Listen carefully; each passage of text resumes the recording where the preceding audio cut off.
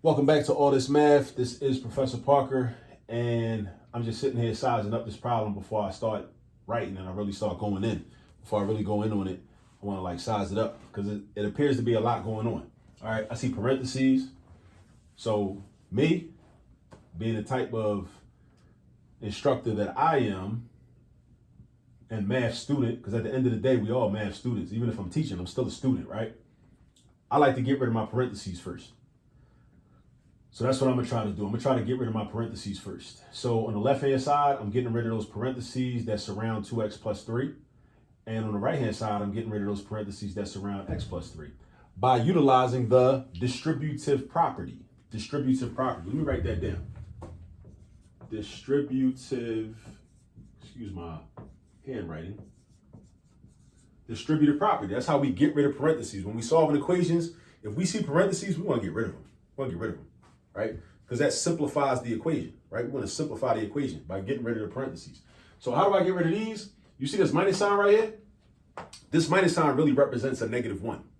It really means a -1. But instead of writing -1, we just save effort, and textbook publishers just say, and mathematicians agree that a minus sign represents a -1. So it's like what's understood don't have to be said, or what's understood don't have to be written, right? So if I know that that represents -1, then I just know that it's -1. I don't have to write it. So, but in order to eliminate the parentheses, I need to distribute a -1. So you distribute the -1 to the 2x, and you also distribute it to the 3. So watch this. The 19 ain't gonna change. We won't do nothing to the 19, but then we're gonna have minus 2x minus 3 is equal to, watch this, 2x plus 6 plus x. Now, take a look at what I did. Take a look at what I did. My parentheses are gone. I took this minus sign, which is really a -1, right? Being multiplied by this quantity, 2x plus 3. That means -1 times 2x gives you -2x. -1 times 3 gives you -3. Don't forget to multiply that outside number by both terms. A lot of people do that. That's a common mistake. Somebody will multiply the -1 by 2x, but won't multiply it by the 3. Don't be that person. Pay attention. Pay attention. Be detail-oriented when you're solving equations. Make sure you multiply this outside term by both terms inside. Both terms inside. Then you get to the right-hand side.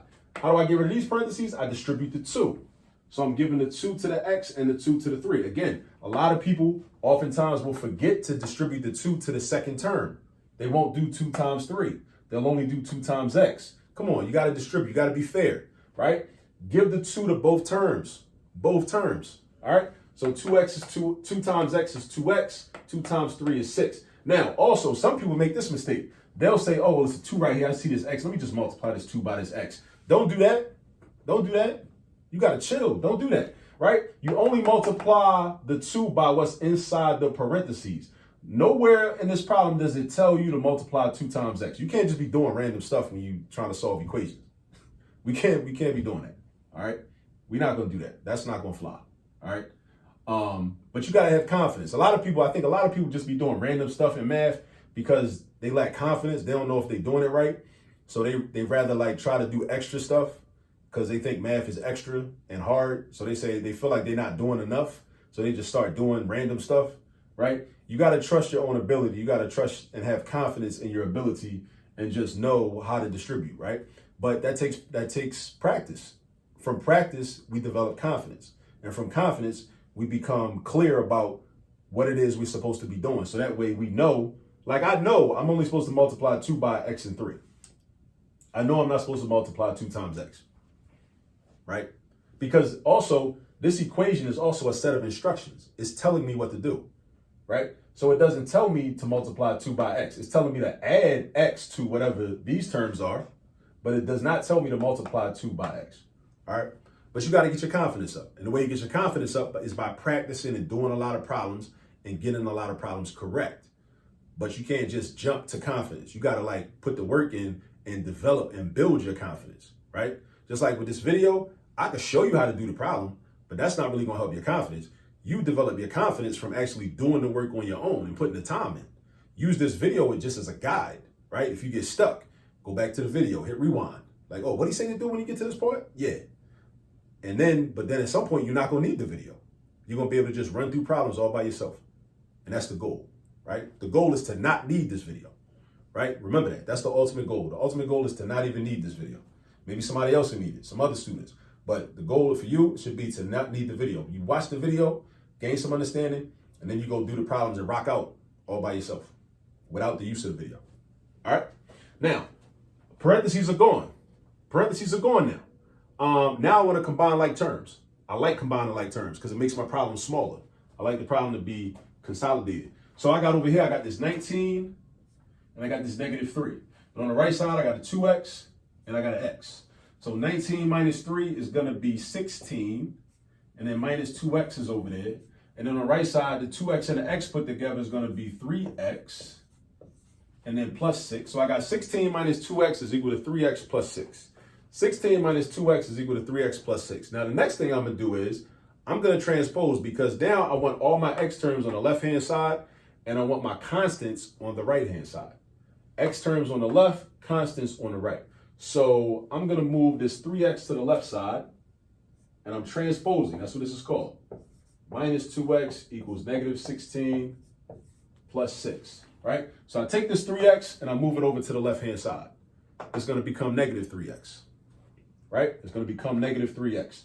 The -2x was already there, so it stays over there. I move the 16 over to the right-hand side. It's going to become -16, right? It's going to become -16. All right, so now I have all my x's on the left, I got constants on the right, and I can combine like terms. -3x minus 2x is going to be -5x. Make sure you know that -3 minus 2 is -5. You got to know how to do arithmetic with negative numbers. That's a mandatory. So if you can't, get some practice on that. Ask your teacher for some practice problems. Practice addition and subtraction with positive and negative numbers. Use a number line, right? Visualize a number line. To this day, I still visualize a number line whenever I'm doing arithmetic with positive and negative numbers. Well, addition with positive and negative numbers, or addition or subtraction with positive and negative numbers. Now on the right-hand side, we got -16 plus 6. That is -10. Now, I'm getting close. My whole goal when you solve for x, that means to isolate x by itself on one side of the equal sign, either the left side or the right side. Usually it's going to be on the left side because we read from left to right. But it don't have to be on the left side. It could be isolated on the right. But it's already on the x. It's already on the left side, so I'm leaving it on the left side. What I got to get rid of? -5. I got to get rid of -5 now. So if I get rid of -5, how do I get rid of -5 though? Right? I can't just erase it. I got to do a mathematical operation to get rid of it. So I first look at what is -5 doing. -5x means -5 times x. That is multiplication. So I have to ask myself, what is the inverse of multiplication? The inverse, or the opposite of multiplication, is division. You have to memorize that. Division. So we're going to divide by the same exact number. Divide by -5 on the left side. Then on the right side, divide by -5. Right? So -5, bring down that. That's x. -10 divided by -5 is +2. Remember, a negative divided by a negative, just like a negative times a negative, will always yield a positive result. Will always yield a positive result. In this case, a positive quotient. The answer when you divide is called a quotient. So x equals +2. All right? Now, let's go back and check our work. All right? So let's go back up here to the original equation and make sure that the left side is equal to the right side once we substitute in a 2 wherever x is. So watch this. All right? In the parentheses, if I put a 2 right here, 2 times 2 is 4. 4 plus 3 is 7. 19 take away 7 is 12. So the left side becomes 12. All right? Now, if I substitute in a 2 for the x's and I do my calculations, if I get a 12 on the right side, that means my answer is correct. So 2 plus 3 is 5. 5 times 2 is 10. 10 plus 2 is 12. 12 on the right side. So that means that it creates a true statement. If your solution creates a true statement, such as 12 equals 12, because we know 12 does equal 12, 12 is the same as 12, right? Then that means our answer is correct. This is how we confirm that our answer is correct, right? So we got x equals 2, all right? And we good.